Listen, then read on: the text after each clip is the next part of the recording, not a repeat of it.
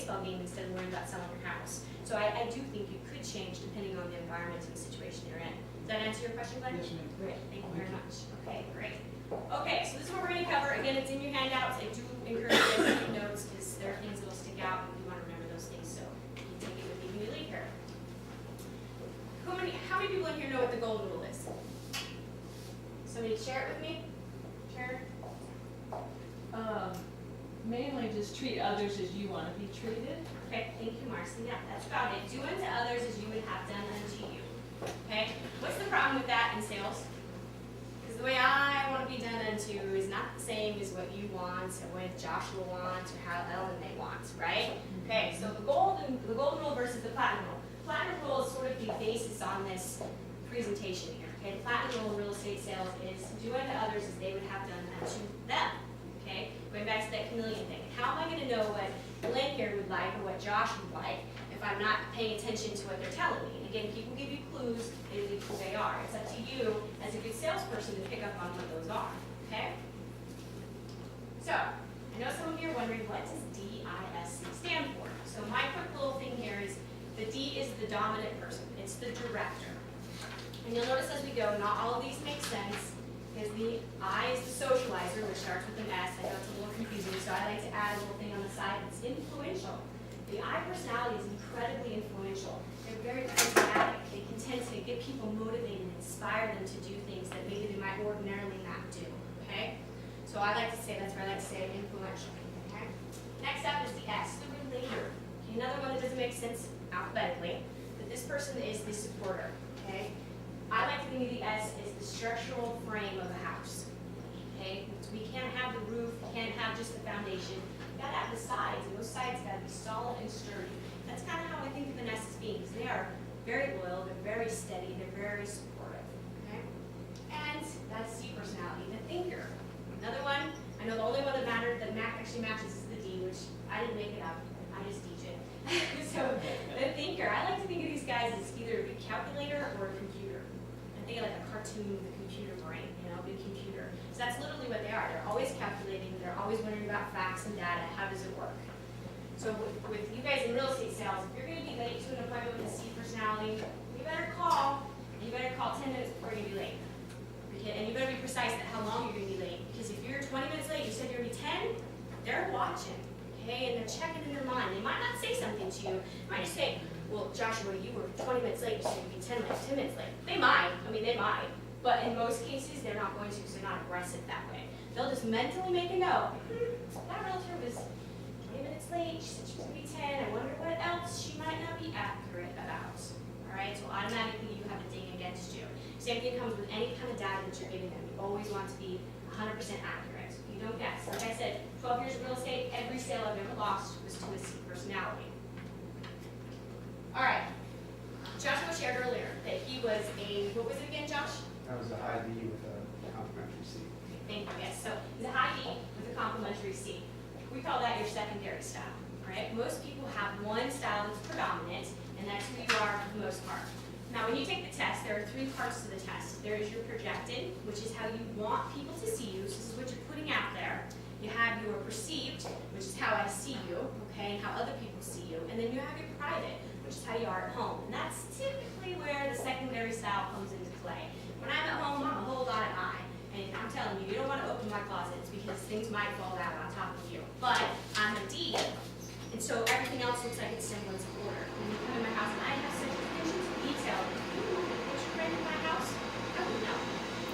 And that detail oriented. And that's my D personality. Some people might think that's being a C, which is really not. It's my D personality. Because I'm really in control. All right. So, but like I said, I'm an I too. So I have tons of pictures, and my closets are not organized. Some people would have their closets organized by seasons and colors and sizes and shapes and dress, pants, whatever. I don't have that. So it's not important to me. It's important to some people. So your secondary is typically how you are at home, or it may be just kind of an even kilter. You're a little bit of both. All right. Does that make sense to you guys? Okay. So moving on, typical combinations. And as we progress through the course of the evening, you're going to understand why these are, a little more understand why these are typical combinations. D's and I's tend to have very similar verbal and visual and body gestures. They're pitched, silence.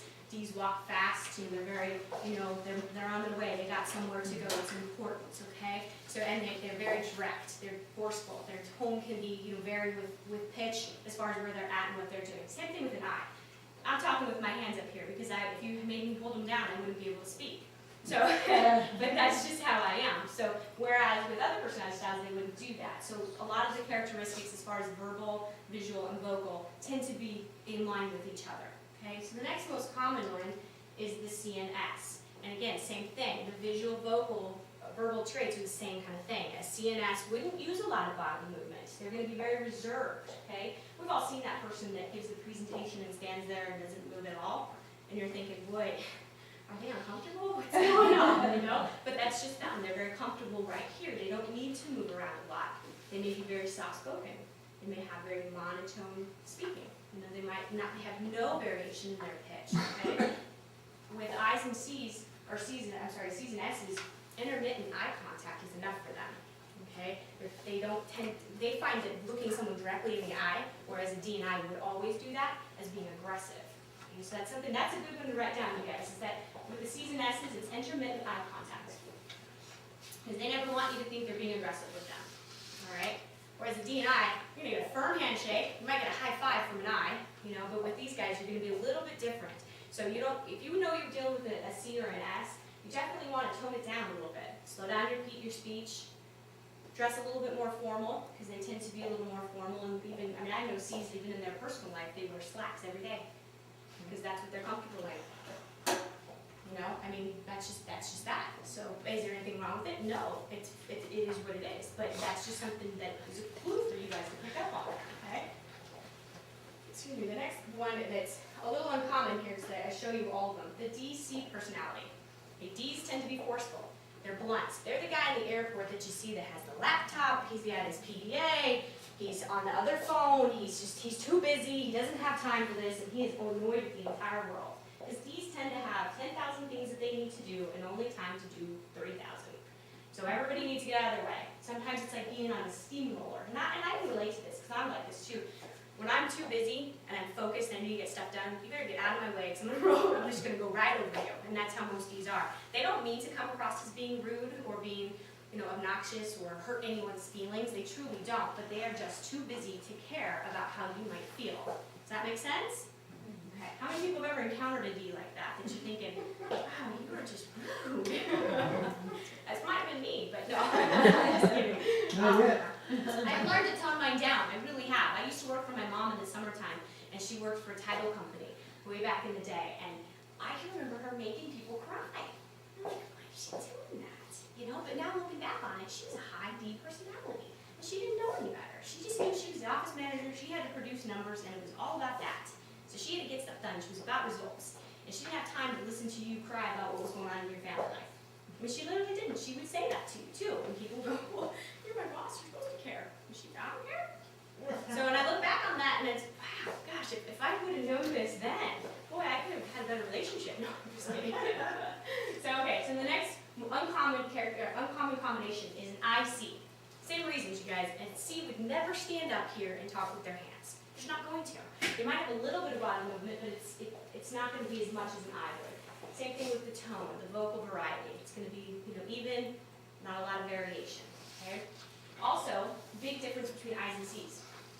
I's tend not to like to be tied down to anything. I sort of call it like that caged bird syndrome, where you literally are like banging your head against the glass because you need to get out and you need to be moving and doing things, and they don't really require a lot of data. I bought a house, my first house, and I wanted to have a house party, and I went from every Best Buy I could possibly get to in the city, because I needed to buy a big screen TV that day. I had to take it with me that day, okay? Couldn't wait, I needed it that day, so I was having a party. So I went to every single Best Buy in the city until someone said, yes, Sarah, you can take this big screen